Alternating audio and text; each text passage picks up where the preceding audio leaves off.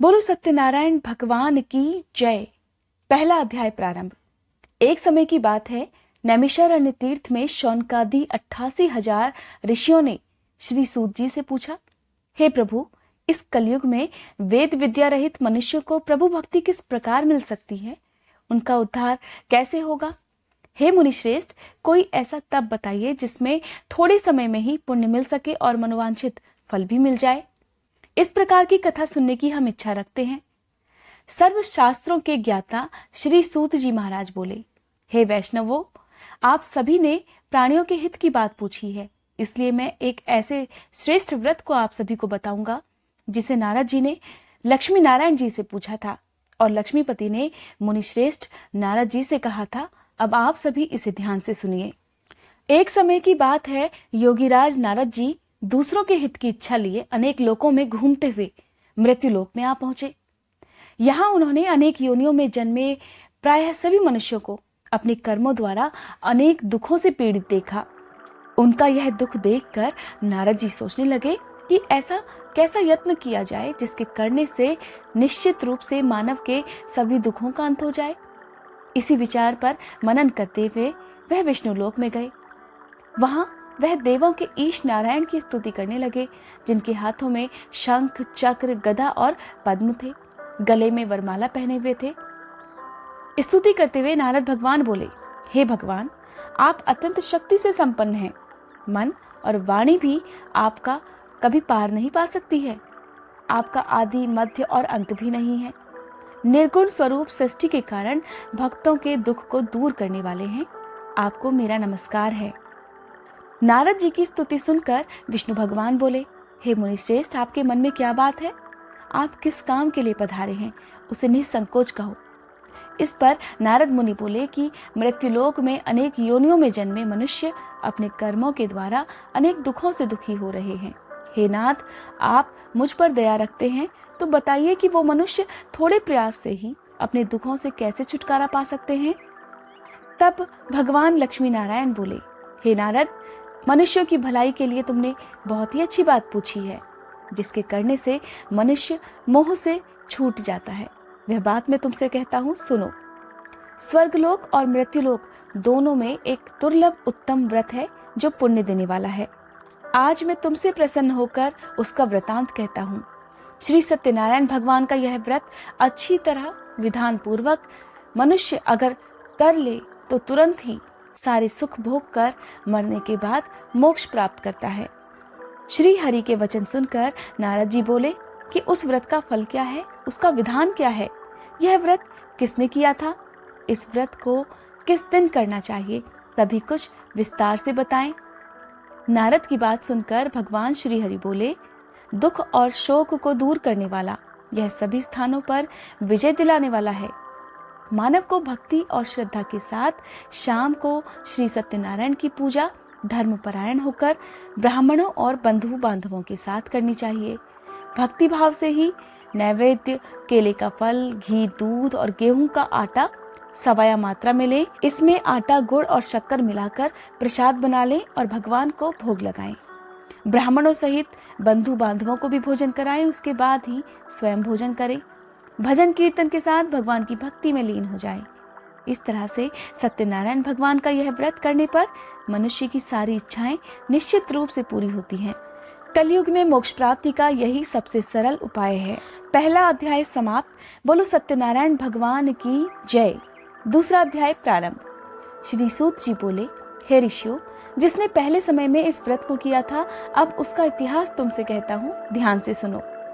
सुंदर काशीपुरी नगर में एक अत्यंत निर्धन ब्राह्मण रहता था। भूख प्यास से परेशान वो धरती पर घूमता रहता था।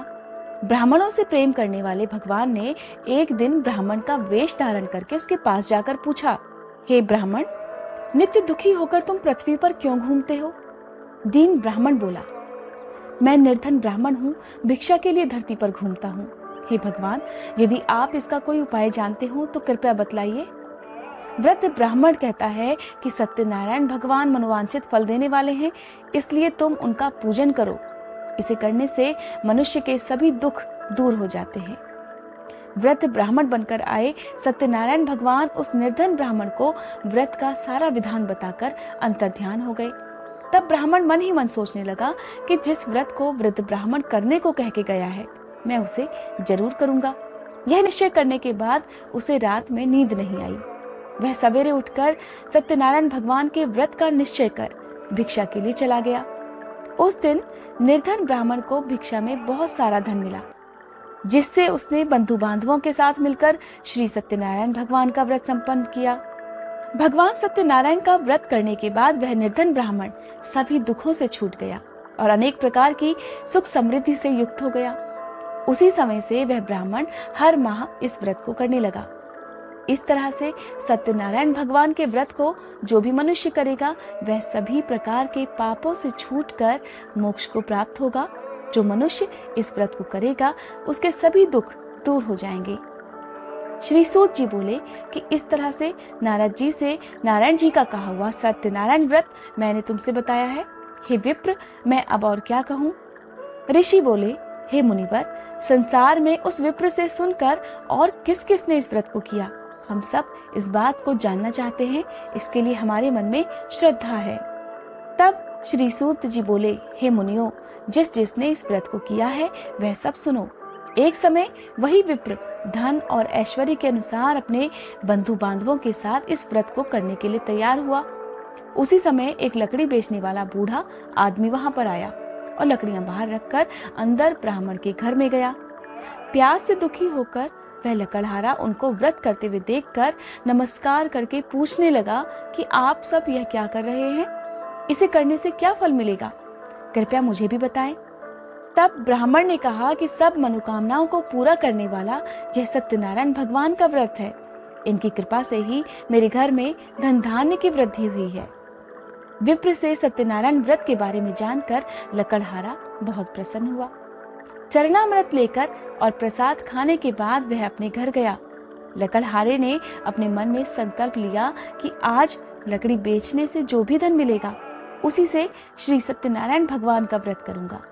मन में इस विचार को लेकर वह बूढ़ा आदमी सिर पर लकड़ियां रखकर उस नगर में बेचने गया जहां पर सबसे ज्यादा धनी लोग रहते थे।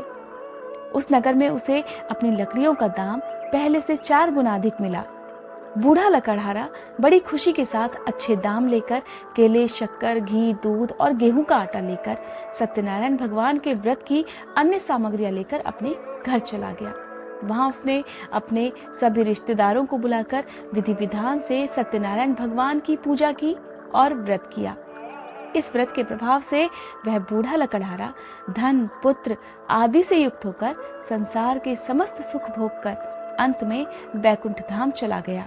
दूसरा अध्याय समाप्त। बोलो सत्यनारायण भगवान की जय। तीसरा अध्याय। श्री सूत जी बोले, हे श्रेष्ठ मुनियों, अब आगे की कथा कहता हूँ। पहले समय में उल्कामुख नाम का एक बुद्धिमान राजा था। वह सत्य प्रिय और जितेंद्रिय था। प्रतिदिन मंदिरों में जाता और निर्धनों को धन देकर उनके सभी कष्ट दूर करने का प्रयास करता था। उसकी पत्नी कमल के समान मुख वाली सती साध्वी स्त्री थी। नदी के तट पर उन दोनों ने श्री सत्यनारायण भगवान का व्रत किया। उसी समय साधु नाम का एक वैश्य वहां पर आया। उसके पास व्यापार करने के लिए बहुत सा धन भी था।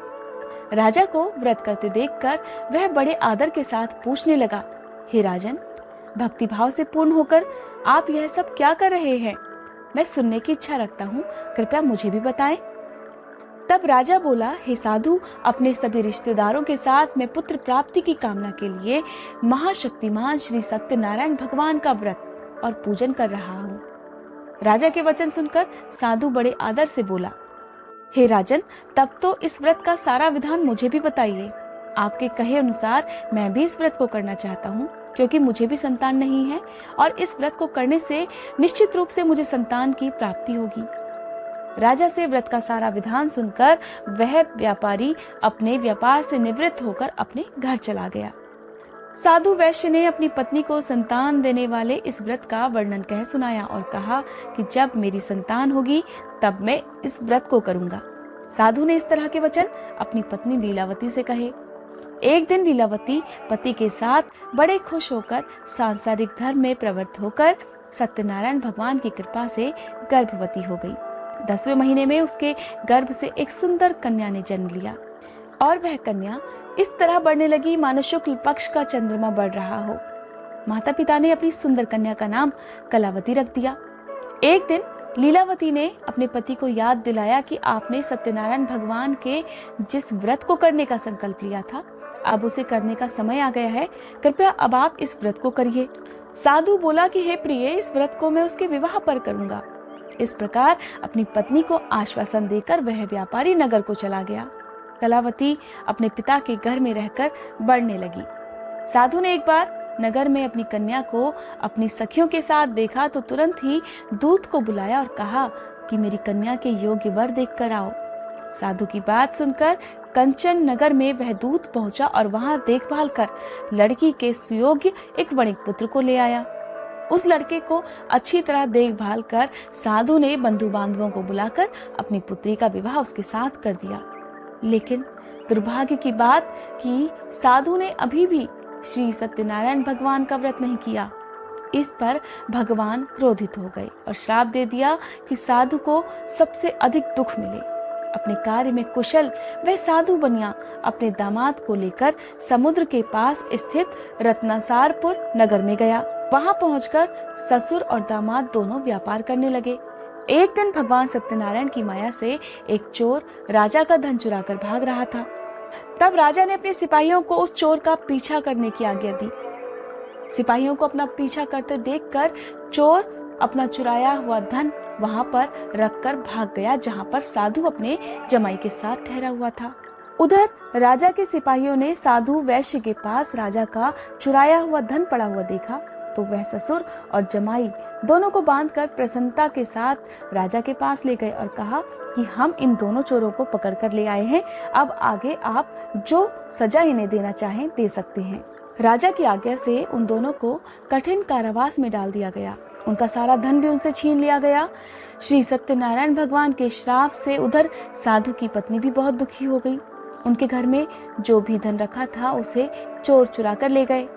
शारीरिक और मानसिक पीड़ा, भूख प्यास से व्याकुल होकर अन्न की चिंता में कलावती एक ब्राह्मण के घर गई।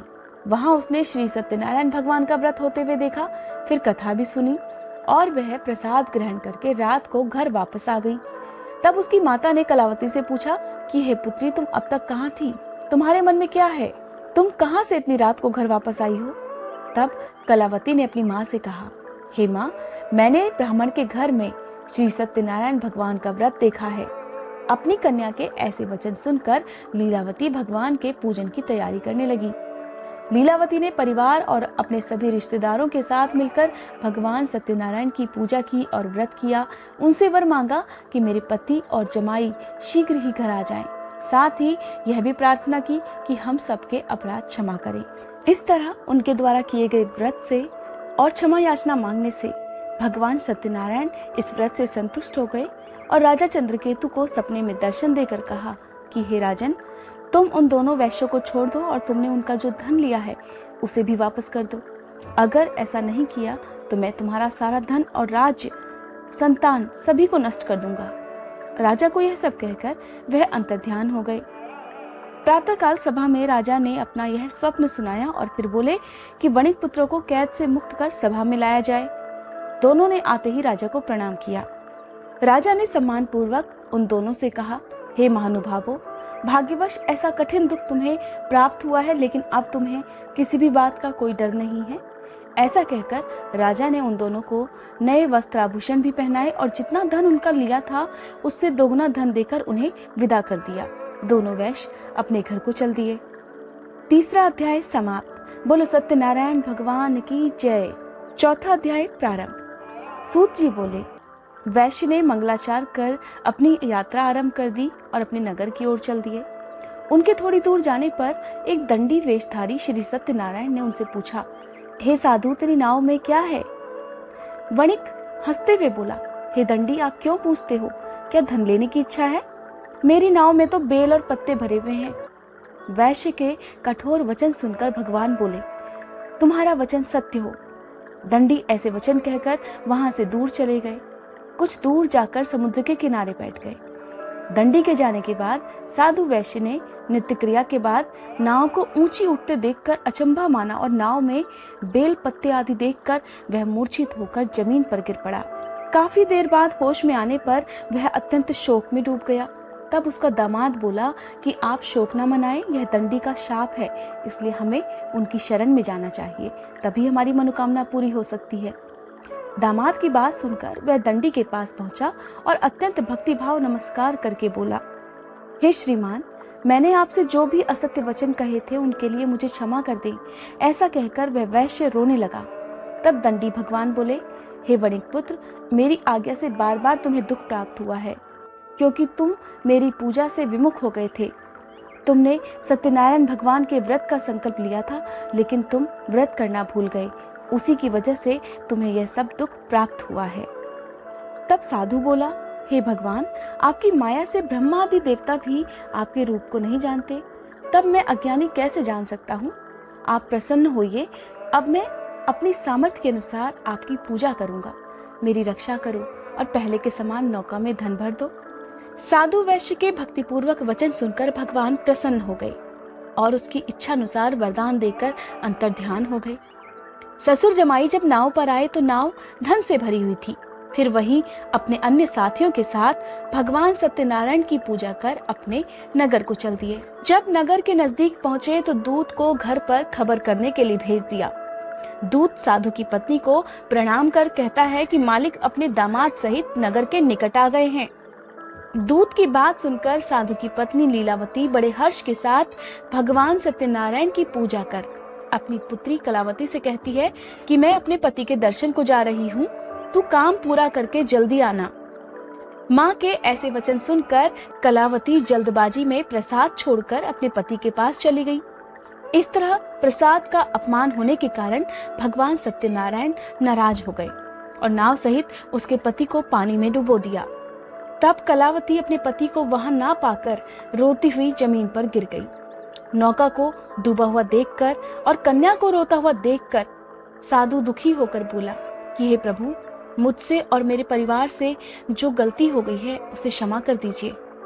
साधु के दीन वचन सुनकर श्री सत्यनारायण भगवान प्रसन्न हो गए और आकाशवाणी हुई, हे साधु, तेरी कन्या मेरे प्रसाद को छोड़ कर आई है, इसीलिए उसका पति अदृश्य हो गया है।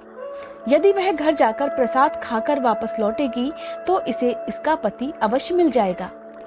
ऐसी आकाशवाणी सुनकर कलावती घर पहुंचकर प्रसाद खाती है और फिर आकर अपने पति के दर्शन करती है। उसके बाद साधु अपने बंधु बांधवों सहित श्री सत्यनारायण भगवान का विधि विधान से पूजन करता है। इस लोक का सुख भोग कर अंत में वह स्वर्ग सिधारता है। चौथा अध्याय समाप्त। बोलो सत्यनारायण भगवान की जय। पांचवा अध्याय प्रारंभ। सूत जी बोले, हे ऋषियों, मैं एक और कथा आप सबको सुनाता हूँ, उसे भी ध्यान पूर्वक सुनो। प्रजा पालन में लीन तुंगध्वज नाम का एक राजा था। उसने भी भगवान का प्रसाद त्याग कर बहुत ही दुख सहन किया। एक बार वन में जाकर वन्य पशुओं को मारकर वह बड़ के पेड़ के नीचे आया। वहां उसने ग्वालों को भक्तिभाव से अपने बंधु बांधवों सहित सत्यनारायण भगवान का पूजन करते हुए देखा।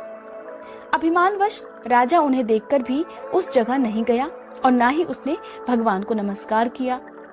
ग्वालों ने राजा को प्रसाद दिया, लेकिन उसने वह प्रसाद नहीं खाया और प्रसाद को वहीं छोड़कर वह अपने नगर को चला गया। जब वह नगर में पहुंचा तो वहां सब कुछ तहस नहस हुआ पाया। वह शीघ्र ही समझ गया कि यह सब भगवान ने ही किया है। तब वह दोबारा ग्वालों के पास पहुंचा और विधि पूर्वक पूजा करके प्रसाद खाया तो श्री सत्यनारायण भगवान की कृपा से सब कुछ पहले जैसा ही हो गया। दीर्घ काल तक सुख भोगने के बाद उसे अंत में स्वर्ग लोक की प्राप्ति हुई। जो मनुष्य परम दुर्लभ इस व्रत को करेगा, तब भगवान सत्यनारायण की कृपा से उसे धन धान्य की प्राप्ति होगी। सत्यनारायण भगवान की कृपा से निर्धन धनी हो जाता है और भय मुक्त होकर जीवन जीता है।